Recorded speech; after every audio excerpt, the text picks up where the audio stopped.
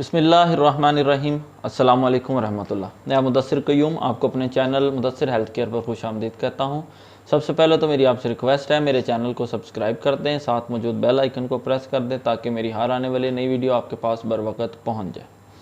آج کی جو میری ویڈیو ہے یہ مردانہ مرض سے متعلق ہے۔ مردانہ وہ مرد جس کو قطروں کا مسئلہ ہے، چلتے پھرتے اٹھتے بیٹھتے یا کسی عورت سے بات کرتے وقت، عورت کے قریب جاتے وقت قطرے گرنے لگ جاتے ہیں۔ اسی طرح پیشاب سے پہلے یا پیشاب کے بعد مادے کے یعنی کہ منی کے قطرے گرتے ہیں۔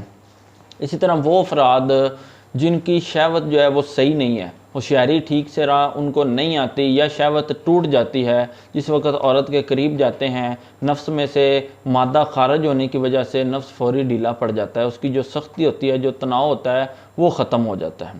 اسی طرح وہ افراد جو اپنی ٹائمنگ کے حوالے سے پریشان ہیں، ان کی ٹائمنگ بالکل ختم ہو چکی ہے، خواہ وہ شادی شدہ ہیں غیر شادی شدہ ہیں، ٹائمنگ زیرو ہو گئی ہے، 5-10 سیکنڈ کے اندر وہ حضرات فارغ ہو جاتے ہیں۔ اس کی وجوہات بہت ساری، یعنی کہ نوجوانوں میں دیکھا گیا ہے کہ جو مشت زنی کی شرح ہے، ہاتھ کے استعمال کی شرح وہ بہت زیادہ ہو گئی ہے۔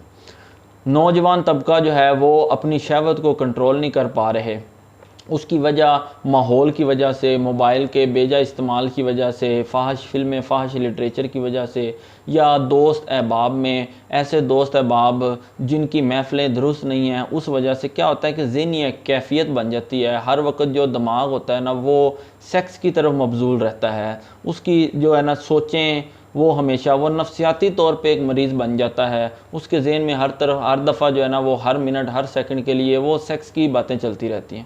تو اس سے کیا ہوتا ہے، اس بندے کی شہوت بہت زیادہ ہو جاتی ہے۔ اس شہوت کے چلتے چلتے جس وقت وہ شہوت پہ کنٹرول نہیں کر پاتا، یا اس کو قطرے آنے لگ جائیں گے، تو یا وہ مشت زنی کا مرتکب ہو جائے گا، یا بازاری عورت یا غلام بازی پہ اتر آئے گا۔ تو اس وجہ سے چلتے چلتے ایک تو اپنے مادے کا ضیاع کر رہا ہے، دوسرے نمبر پہ وہ اپنے پٹھوں کو کمزور کر رہا ہے، جو اس کے نفس کے پٹھے وہ کمزور ہو رہے ہیں۔ اسی طرح مادہ چلتے چلتے خشک ہونا شروع ہو جائے گا، پھر قطروں کا مسئلہ پیدا ہو جاتا ہے۔ تو یہ سارے مسائل ان وجوہات سے پیدا ہوتے ہیں۔ اسی طرح دوسری وجہ خوراک کا استعمال، درست خوراک، درست روٹین نہیں ہونے کی وجہ سے مسئلہ بنتا ہے۔ مثلا گرم چیزوں کا استعمال زیادہ کرنا، بازاری کھانے، سموسے، پکوڑے، برگر، شاورما، پیزا، ان کی وجہ سے کیا ہوتا ہے، گرمائش زیادہ ہو جاتی ہے۔ اب اگر تو وہ بندہ اس گرمائش پہ کنٹرول کرنے کی بھی کوشش کرے گا تو وہ احتلام کی شکل میں مادہ ضائع ہو جائے گا۔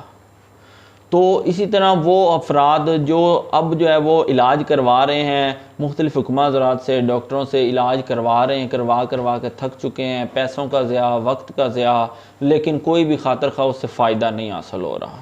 ماشاءاللہ داڑیاں اور ٹوپیاں وہ سب نے رکھی ہوئی ہیں، باتیں بہت اچھی اچھی کرتے ہیں، لیکن کام کچھ بھی نہیں، دوائی کسی کام کی نہیں۔ تو ان افراد کے لیے میں کہوں گا کہ دوائی خود تیار کریں۔ ادھر کی بہتا پہ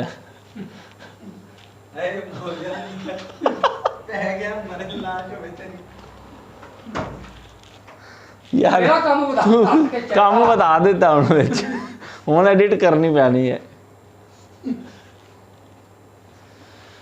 تو وہ افراد یہ نسخہ خود آسانی سے تیار کر سکتے ہیں۔ یہ چیزیں جو آپ کو بتانے لگا ہوں آسانی آپ کو قریبی پنسال سٹور سے مل جائیں گی۔ نسخہ بنانا، تیار کرنا نہایت آسان ہے، آپ اپنا علاج خود کر سکتے ہیں۔ چیزیں کیا ہیں، چیزیں نوٹ کریں۔ موصلی سفید و موصلی سیاہ 20-20 گرام، اسی طرح سالب مصری و سالب پنجہ یہ 20-20 گرام، اور ریگ ماہی یہ 10 گرام۔ ان پانچوں چیزوں کو علیحدہ علیحدہ پیسنا ہے۔ علیحدہ علیحدہ پیسنے کے بعد اچھی طرح مکس کر لینا ہے، یکجان کر لینا ہے، ایک صفوف تیار ہو جائے گا۔ صفوف وہ والا صفوف آپ کے مادے کو بھی گاڑھا کرے گا، مردانہ طاقت جو ہے اس کو بحال کرے گا، جس کا نفس میں تناؤ سختی صحیح نہیں ہے اس کے لیے بھی بہترین، اور جس کو ٹائمنگ کا مسئلہ ہے اس کے لیے بھی یہ نسخہ انتہائی بہترین ہے۔ طریقہ استعمال: 1 چمچ رات کو سونے سے پہلے، کھانا کھانے کے 1-1.5 گھنٹے بعد نیم گرم دودھ، کم از کم آدھا لیٹر۔ یہ دوائی اسی طرح مسلسل 40 دن آپ نے استعمال کرنی ہے۔ 40 دن جو خوراک بتائی ہے اس سے پرہیز کرنا ہے، مثلا گرم غذاؤں سے پرہیز کرنا ہے، اسی طرح ہم بستری سے بھی پرہیز کرنا ہے۔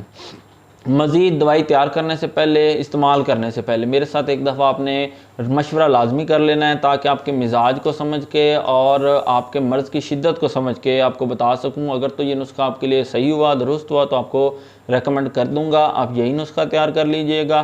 اگر اس میں کوئی تبدیلی کرنی ہوئی یا نسخہ تبدیل کرنا پڑا تو وہ بھی آپ کو بتا دوں گا۔ اجازت دیں، اللہ تعالیٰ آپ کا اور میرا حامی و ناصر ہو۔